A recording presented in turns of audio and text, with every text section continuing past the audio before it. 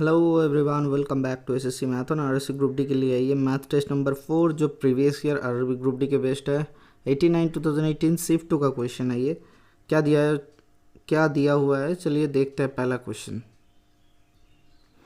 The wickets taken by a bowler in 12 cricket matches are as follows 2 6 4 3 5 0 3 2 1 3 2 3।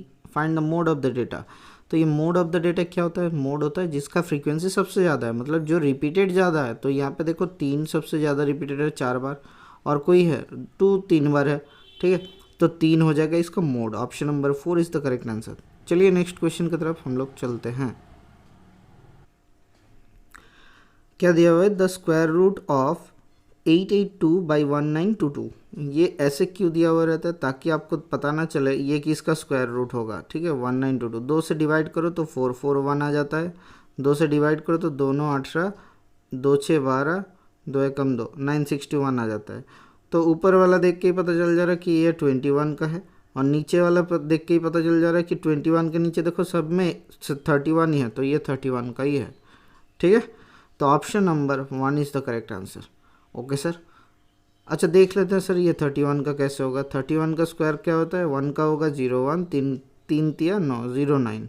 तो 3 एकम 3 2 3 एकम 3 into 2 6, तो 0 6 add होगा, तो 961 is the correct answer, ठीक है सर। चलिए नेक्स्ट क्वेश्चन की तरफ चलते हैं। ये एक सिंप्लीफिकेशन का क्वेश्चन है। ये क्या दिया हुआ है? 8 + 2 ^ 4 + 3 डिवाइडेड बाई 9। तो 8 प्लस क्या करना है सर? 2 ^ 4 का मतलब क्या होता है सर? 16 + 3 डिवाइडेड बाई 9, ठीक है। तो ये क्या हो जाएगा सर? 8 + 16 3 19। अच्छा ये टोटल ब्रैकेट में था, ठीक है। 8 + 19 डिवाइडेड बाई 9, ठीक है। तो ये कितना हो जाएगा? 19 और 8 8 8 16 एकम 17, तो 27/9, तो 9 तिया 27, तो 3 इसका आंसर है ऑप्शन नंबर 4, ठीक है। चलो आगे देखते हैं क्या दिया हुआ है।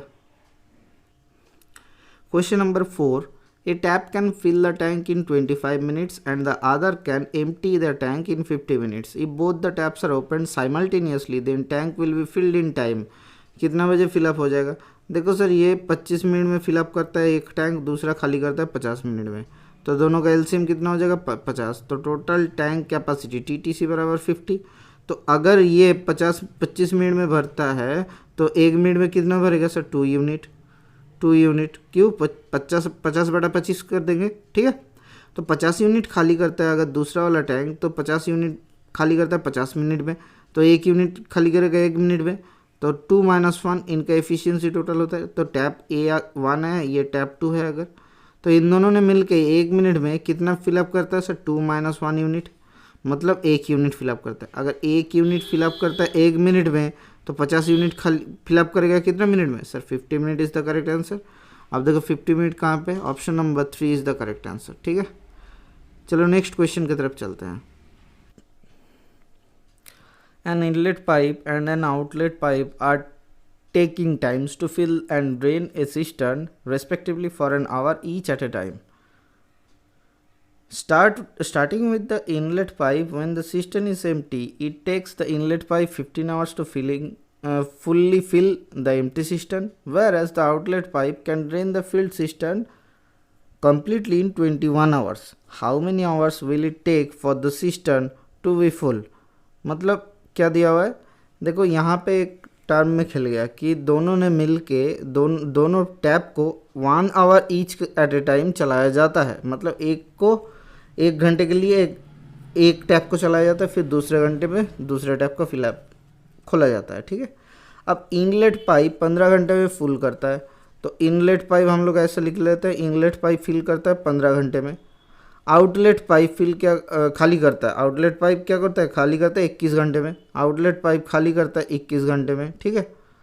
इन दोनों का एलसीएम कितना हो जाएगा सर? 5 3 15, इधर हो रहा है 3 7 21, तो 15 × 7 करो या फिर 21 × 5 करो, तो क्या हो जाएगा सर? 5 2 10, 5 एकम 5, तो 105 इसका एलसीएम है। मतलब total tank capacity TTC 105 unit, ठीक है। समझ रहे हो मेरे बात? अब देखो 15 यूनिट खाली भरता है एक कितने में सर? 15 सॉरी ये 15 घंटा है, ठीक है। 15 घंटे में भरता है 105 यूनिट, तो 1 घंटे में भरेगा कितना यूनिट सर 105 डिवाइडेड बाई 15, तो 15 इंटू 7 में हो जाएगा, तो 7 यूनिट पर आवर भरता है इनलेट पाइप, ठीक है। अब देखो 21 यूनिट पर आवर खाली करता है आउटलेट पाइप, तो कितना खाली करता है एक घंटे में सर 5 यूनिट खाली करता है पर आवर, ठीक है। अब देखो पहला घंटे में चला इनलेट पाइप 7 यूनिट भरा, दूसरे घंटे में आउटलेट पाइप तो 5 यूनिट खाली किया, तो 2 घंटे में कितना भरा हुआ भर्ती हुआ सर 2 यूनिट भरा, ठीक है। अब एक चीज़ सोचो कि भरे जा रहा, पहले इनलेट पाइप खोला ये भर रहा है, फिर आउटलेट पाइप खोला ये खाली कर रहा है, और फिर इनलेट पाइप खोला ये भर रहा है, फिर आउटलेट पाइप खोला ये खाली कर रहा है। तो लास्ट का जो 7 यूनिट है इनलेट पाइप जब भर देगा, लास्ट का 7 यूनिट जब इनलेट पाइप भर देगा, तब क्या आउटलेट पाइप हम लोग खोलेंगे? नहीं खोलेंगे।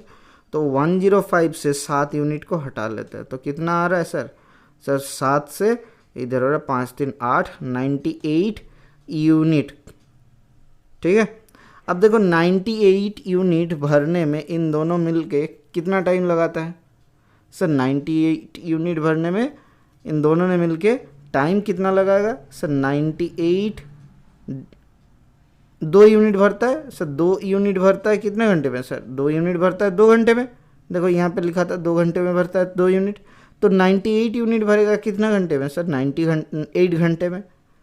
अब 98 घंटे में कितना यूनिट भर गया? 98। अब बचा कितना है सर? 7 यूनिट, जो इनलेट पाइप फिलअप कर देगा कितने घंटे में? 1 घंटे में। तो टोटल टाइम कितना लगा सर? 98 + 1 मतलब 99 घंटा टाइम लगा। Option number 3 is the correct answer, ठीक है। चलो next question. On selling A jute bag for ₹48, Asmitha incurs a loss of 20%. In order to make a profit of 20%, what should be the selling price of the jute bag? तो ये क्या करना है sir? 48, अब 20% मतलब sir 1/5 into 5/4 into 6/5, और बस ख़त्म कहानी। 2 2 4 2 3 6 2 24 48 24 3 3 2 6 4 3 12, तो 72 rupees is the correct answer. अब ये कहाँ से आ गया, कहाँ से 5/4 कर दिए, कहाँ से 6/5 कर दिए? देखो सर 48 रुपये में बेचने पर उसको क्या हुआ? 20 रुपये का नुकसान हुआ उन्हें, ठीक है।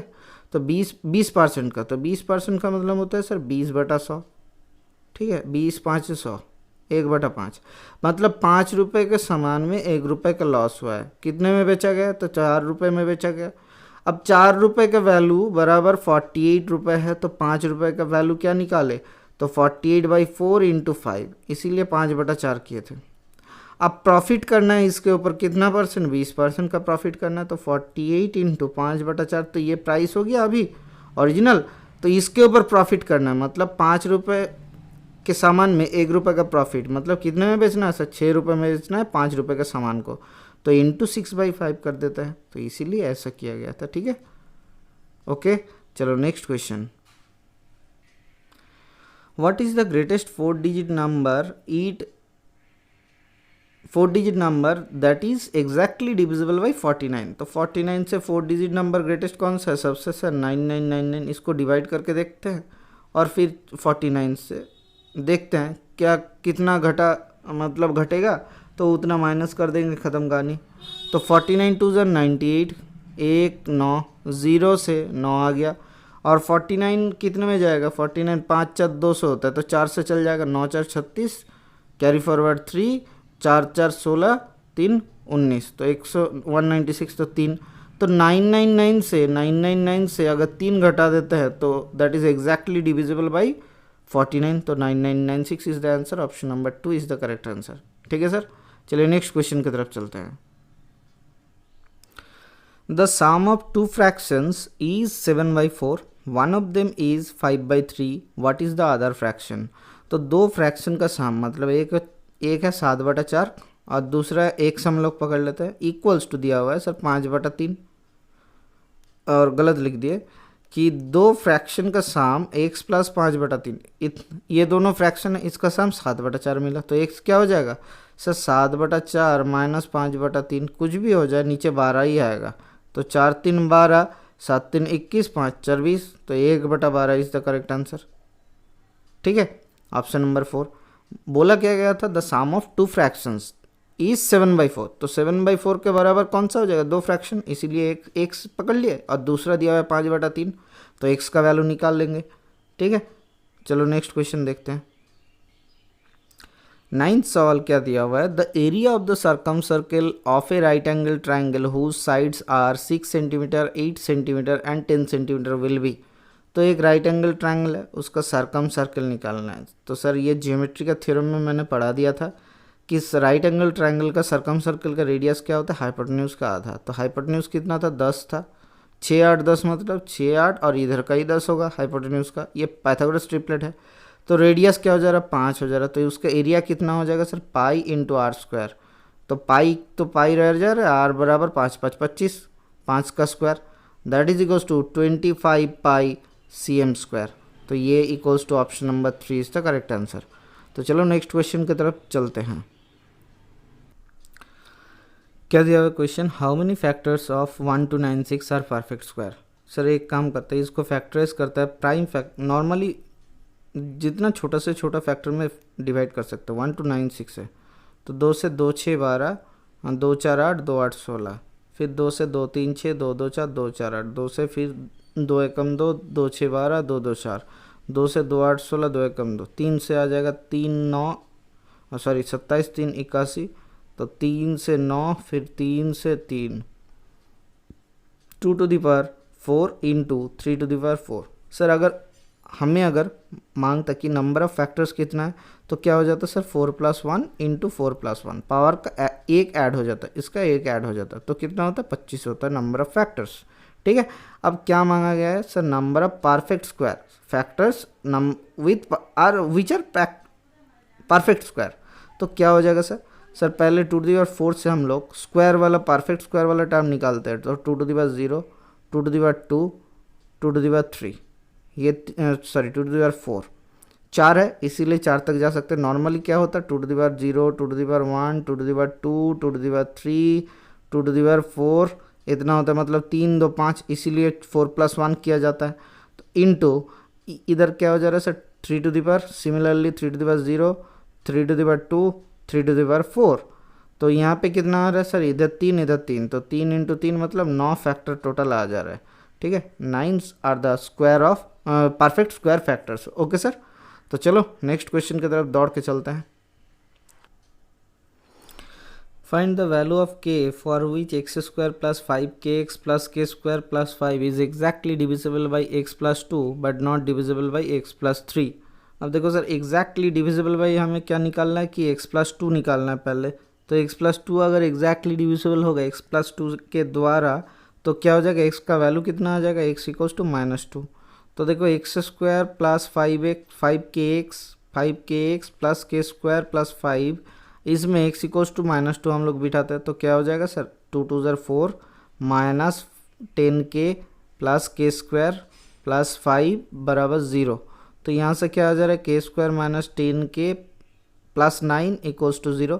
तो यहाँ से फैक्टर 2 आ रहा है, k² - 9k - k + 9 = 0। तो k - 9 एक फैक्टर और दूसरा आ रहा है k - 1 एक फैक्टर। तो k = 9 एक हो जाएगा एंड k = 1 एक हो जाएगा। लेकिन x + 3, ठीक है, x + 3 = 0 से के द्वारा डिविजिबल नहीं है। हम पकड़ लेते हैं कि डिविजिबल होगा तो कौन सा वैल्यू आएगा, चेक कर लेते हैं। ठीक है, तो x = -3, ये बिठा के हम लोग चेक कर लेते हैं कि अगर x + 3 से सपोज डिविजिबल होता तो कौन सा वैल्यू आता। अगर इन दोनों में से कोई वैल्यू आ जाए, इन दोनों में से, तो उसको हटा देंगे, दूसरा वाला लेंगे। तो 3 से लिखते हैं, तो 3 3 9 - 5 3 15k + k² + 5 = 0। तो क्या आ जाएगा सर, k² - 15k + 9 5 14 = 0। तो यहाँ से आ जा रहा है k² - 14k - k + 14 = 0। तो यहाँ से आ जा रहा है, एक फैक्टर आ रहा है k - 14, दूसरा फैक्टर आ रहा है k - 1 = 0। देखो यहाँ से आ गया k = 14, k = 1। तो ये डिविजिबल नहीं होगा, मतलब ये वैल्यू नहीं ले सकते। तो ये दोनों वैल्यू नहीं ले सकते, तो 1 वाला वैल्यू हम लोग नहीं ले सकते। तो इसका वैल्यू कितना आ जाएगा, के का वैल्यू 9 आ जाएगा। Option number 4 is the correct answer. ठीक है, क्या बता रहा हूँ एक बार फिर से समझ लो कि यहाँ पे बोला था x+2 से डिविजिबल है, तो x+2 से डिविजिबिलिटी चेक किए, उससे हमें मिल गया दो वैल्यू, एक k9 और एक आया k=1। हम लोगों को देखना है कि x+3 से अगर द्वारा डिविजिबल होता तो क्या क्या वैल्यू आता, तो उससे हमें दो वैल्यू मिला, एक 14 और एक 1। लेकिन क्वेश्चन में बोला था कि but not divisible by x+3, मतलब ये दोनों वैल्यू k का नहीं हो सकता, तब डिविजिबल हो जाएगा। तो जैसे ही ये दोनों नहीं हो सकता तो यहाँ से एक वैल्यू कट गया, k=1 कट गया। ठीक है, तो जैसे ही k=1 कट गया, आंसर कौन सा आया, k=9। देखो बोथ भी दिया था, नाइदर 1 नॉर 9 भी दिया था। ठीक है, ये सावधानी बरत के करना, बहुत आसानी से, नहीं तो भूल जाएगा। चलो नेक्स्ट क्वेश्चन की तरफ चलते हैं। Keerthi and Malathi together can complete a task in 12 days while Malathi can finish it in 30 days. In how many days can Kirti alone complete the task? तो कितना दिन में कीर्ति कंप्लीट करेगा टास्क पूछा गया। देखो दोनों ने मिलके k + a दोनों ने मिलके 12 दिन में कंप्लीट करता है। यहाँ पे क्या दिया हुआ है, मलाठी कितना दिन में काम करता है सर, 30 दिन में कंप्लीट करता है। तो दोनों का एलसीएम कितना हो जाएगा सर, 60 कर लेते हैं। Total unit of work TUW बराबर 60, मतलब इतना यूनिट। तो 12 दिन में करता है कीर्ति मलाथी एक साथ 60 यूनिट, मतलब एक दिन में करता है 5 यूनिट। 30 दिन में मलाथी भी क्या करता है, 60 यूनिट करता है। तो एक दिन में कितना करती है, तो एक दिन में करती है 2 यूनिट। तो दोनों में से अगर कीर्ति को निकालना है तो कीर्ति क्या करेगी एक दिन में सर, 5 - 2 मतलब 3 यूनिट करेगी। अगर 3 यूनिट करती है एक दिन में, 3 यूनिट करती है एक दिन में, तो 60 यूनिट करेगा कितना दिन में सर, 3 से 60 को डिवाइड करो तो 60/3, 3 20 दिन में। तो 20 is the correct answer. Option number 2 is the correct answer. Okay sir, thank you. चलो नेक्स्ट क्वेश्चन की तरफ। A 161.5 meter long train crosses a 758.5 meter long bridge in 46 seconds. What is the speed of the train? एक चीज़ देखो, यहाँ पे आपको तो आसानी कर दिया कि यहाँ पे km/h लिखा हुआ है। एक कब इस बार ग्रुप डी में मुझे लगता है कि ऐसे ब्रैकेट देख के km/h कर देगा, h कर देगा। ठीक है, ताकि आपको पता ना लगे कि km/h में करना है। अगर क्वेश्चन आप सही से नहीं पढ़ोगे फिर कूद जाओगे क्वेश्चन में, फिर क्या होगा, आपको आंसर नहीं मिलेगा। और वहाँ पे एक वैल्यू भी दिया हुआ रहेगा सिमिलर डेटा जो आपको आ सकता है मीटर/सेकंड में। अब देखो टोटल क्या है सर, एक ट्रेन जब क्रॉस करता है कोई ब्रिज को तो टोटल डिस्टेंस कितना कवर करता है। पहले ब्रिज में ट्रेन स्टार्ट हुआ, ये स्टार्टिंग पॉइंट था ट्रेन का, फिर जा रहा पूरा ब्रिज को क्रॉस कर लेगा कब, जब उसका टेल निकल जाएगा। तो हेड से टेल देखो पूरा काउंट हो जा रहा डिस्टेंस। इसीलिए क्या कैलकुलेट होता है कि ब्रिज का लेंथ 758.5 प्लस 161.5 प्लस ट्रेन का लेंथ, इतना डिस्टेंस क्रॉस किया कितना सेकंड्स में सर, 46 सेकंड्स में। देखते हैं ये 0 8 एकम 9 एकम 10 6 5 11 एकम 12 2 20, इधर हो रहा है 1 7 एकम 8 एकम 9 920 मीटर कितने में सर, 46 सेकंड में। तो 920 इतना मीटर पर सेकंड आ गया। अब सर किलोमीटर प्रति घंटा में हम लोग करेंगे, इसको किलोमीटर प्रति घंटा में करने के लिए क्या करना पड़ेगा सर, 18/5 से गुना कर दो। तो 920/46 इंटू 18/5, तो 5 से काटते हैं, 5 एकम 5 5 4 9, कितना हो रहा है 5 8 40 5 4 20 184। तो 6 4 24 4 4 16, अच्छा इससे 4 से कट जाएगा। तो 4 × 18 कितना होता है, 8 4 32 2 कैरी 3 72 72 किलोमीटर प्रति घंटा। Option number 1 is the correct answer. ठीक है सर, चलो नेक्स्ट क्वेश्चन की तरफ चलते हैं। On a certain sum, simple interest for 5/2 years at an annual rate of 12% is ₹50 less than the interest on the sum for 7/2 years at an annual rate of 10%. अच्छा sir, क्या निकालना है कि 5/2 साल के लिए 5/2 साल के लिए 12% का मतलब क्या होता है सर, इतना परसेंट एक साल के लिए, ये लिख सकते हैं। मतलब 3% 2 साल के लिए किसी भी सामान के ऊपर वैल्यू जो होगा, इंटरेस्ट जो होगा, उसका मतलब लिख सकते हैं 6% एक साल के लिए। हाँ सर लिख सकते हैं, एक ही बात होता है। अब ये कैलकुलेशन सीख लेना, 2 6 12 5 6 30, तो 30% एक साल के लिए वैल्यू कितना मिला, कुछ एक वैल्यू मिला। अब देखो इसका कितना प्रतिशत हो रहा है सर, 7/2 इंटू 10% दूसरे केस में, तो 2 5 10 7 5 35, तो 35% वैल्यू आ रहा है। तो इन 35% सिंपल इंटरेस्ट में एक साल के लिए, और 30% सिंपल इंटरेस्ट में 1 साल के लिए। तो मतलब क्या होता है, किसी भी वैल्यू का 30% माइनस और किसी भी वैल्यू का 35%, वही निकालना है ना। तो PRT/100, तो देखो दोनों का गैप कितना है सर, 5% का गैप है किसी भी वैल्यू का। तो ये इक्वल्स टू 50 दिया हुआ है, तो 100% का वैल्यू कितना हो जाएगा, 5 × 100। तो ये 100% का वैल्यू होता है 5 × 10, तो 1000 रुपये। फाइंड द सम क्या हो जाएगा सर, 1000 रुपये। ये दूसरे तरीके से किए, आप नॉर्मली करना और करके मुझे बताना आपको कितना कम टाइम लगा। ठीक है सर, चलो नेक्स्ट क्वेश्चन की तरफ चलते हैं।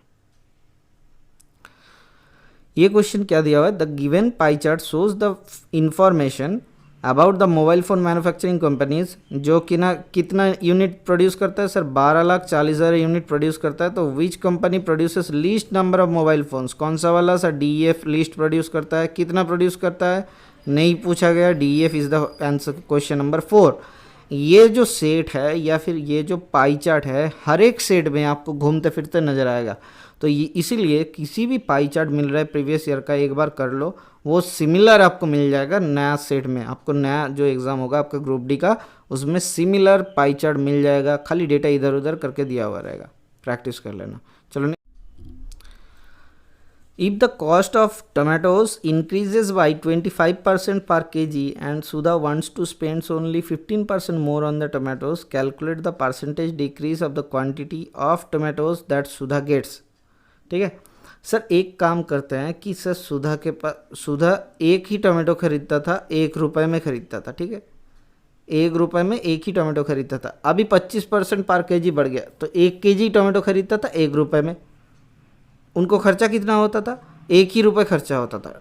ठीक है, इन दोनों का गुना। अब प्राइस कितना हो गया सर, प्राइस बढ़ गया, 5/4 हो गया। 25% का मतलब कितना इंक्रीज होता है, 25/100, 5×5 = 25, 125/5, 25×5 = 125, 25×400, 5/4 हो गया अभी प्राइस।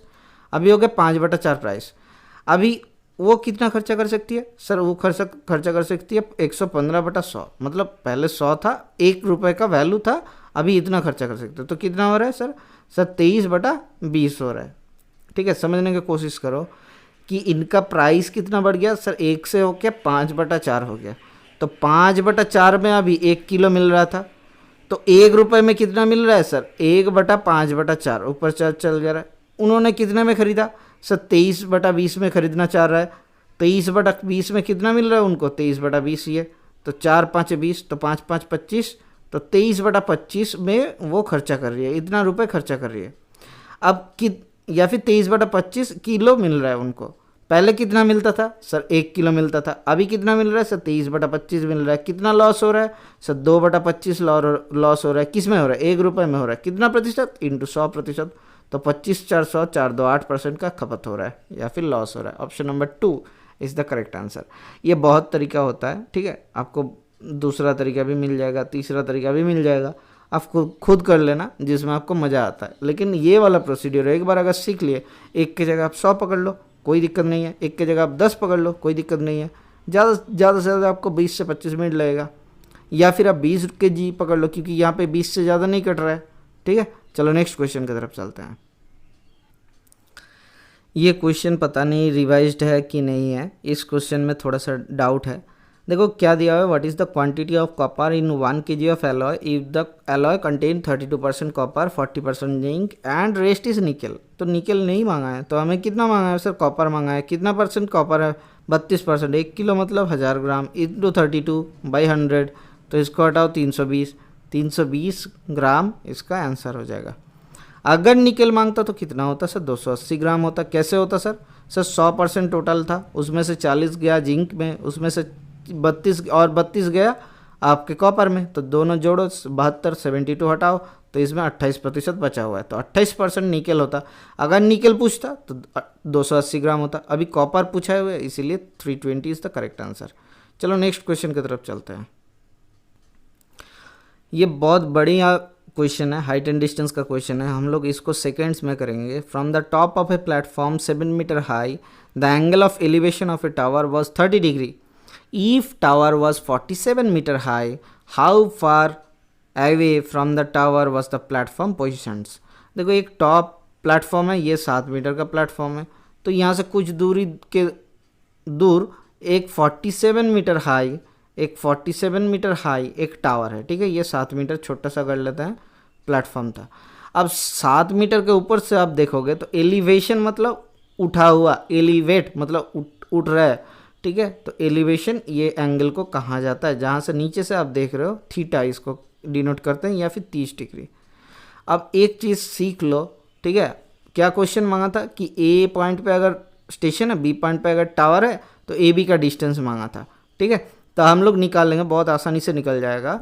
लेकिन एक चीज़ सोचो, आपको अगर 30 डिग्री वाला ट्रायंगल दे दे, तो ये अगर 30 डिग्री वाला ट्रायंगल है, ये 60 डिग्री है, ये 90 डिग्री है। 30 के ऑपोजिट वाला साइड अगर 1 होता है तो 60 का ऑपोजिट वाला √3 होता है, एंड 90 के ऑपोजिट वाला कितना होता है, 30 के ऑपोजिट वाला का दुगना। मतलब अगर 30 के ऑपोजिट वाला साइड ये रट लेना, कोई कहता है कि रटना नहीं चाहिए, मुझे लगता है रट लेना। आप कैसे आता है मैं समझा देता हूँ। 30 का ऑपोजिट वाला x होगा, तो 60 का ऑपोजिट वाला कितना हो जाएगा सर, √3 टाइम्स x√3, एंड 90 का ऑपोजिट वाला टाइम कितना हो जाएगा सर, 2 टाइम्स ऑफ 30 के ऑपोजिट वाला साइड के लेंथ के दुगना। अब देखो यहाँ से निकालो, tan 30 डिग्री का वैल्यू कितना हो रहा है सर, tan 30 डिग्री का वैल्यू होता है 1/√3। देखो x/x√3 आ रहा है 1/√3, तो 1/√3 आ गया। तो इसी रेशियो को नज़र रखते हुए हम लोग ऐसे वैल्यू पुट कर लेते हैं। ये 30 60 90 वाला ट्रायंगल का फंडा होता है, ठीक है। आप tan थीटा पकड़ के भी क्वेश्चन कर सकते हो, लेकिन हमें क्या करना है, जल्दी से जल्दी करना और एक्यूरेट करना है, ऐसा नहीं कि जल्दी के कारण गलत कर देना। तो ये 7 मीटर वाला हाइट हम लोग यहाँ से ना निकाल लेते हैं, तो कितना रह जाएगा सर, 40 मीटर। 30 के अपोजिट 40 है, मतलब 60 का अपोजिट उससे बड़ा होगा, तो 60 का अपोजिट कितना हो जाएगा सर, 40√3। तो 40√3 metre is the correct answer, option number 2। कितना सेकेंड्स लगा आपको, 10 सेकेंड्स, ज़्यादा से ज़्यादा 11 सेकेंड लगेगा, उससे ज़्यादा नहीं। लेकिन आपको 30 60 90 वाला ट्रायंगल याद कर लेना है। और एक ट्रायंगल आप याद कर सकते हो 45 डिग्री वाला, ठीक है। 45 डिग्री, अगर ये दोनों 45 है, मतलब ये दोनों साइड्स इक्वल है, तो एक एक अगर पकड़ लेंगे तो ये √2 हो जाएगा। 30 60 वाला फिर से याद करो, ठीक है। याद अगर हो जाए तो नीचे कमेंट में ज़रूर बताओ, या फिर बगल में कमेंट में बताओ कि 30 60 90 आपको याद हो गया।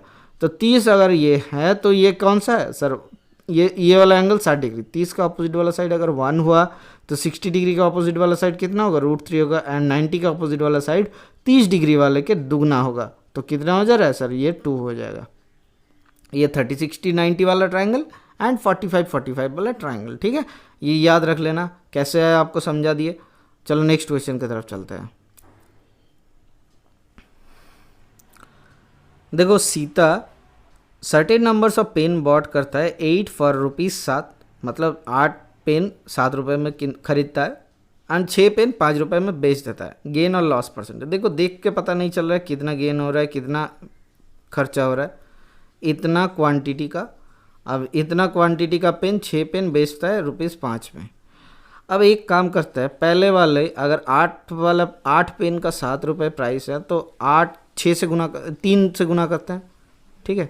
तो 24 पेन का प्राइस कितना हो जाएगा सर, 7 3 21 रुपये, ठीक है। 3 से क्यों गुना किया हम बोलते हैं। दूसरे वाले को तो 6 4 से गुना करते हैं, एलसीएम कर लिया, 6 और 8 का 24 मिला, इसीलिए उसको गुना कर रहा है। तो 24 पेन को कितने में बेच रहा है, तो 4 5 20 रुपये में। सर लॉस हो जा रहा है, कितना लॉस हो रहा है सर, 20 - 21 - 20, 1 रुपये लॉस हो रहा है। किस में लॉस हो रहा है सर, 21 रुपये खर्चा किया था, इस 21 के ऊपर कितना प्रतिशत, इंटू 100, तो 100/21% लॉस हुआ है। Option number 1 is the correct answer, ठीक है सर। चलो नेक्स्ट क्वेश्चन की तरफ चलते हैं। Vella is a farmer. He owns few acres of land.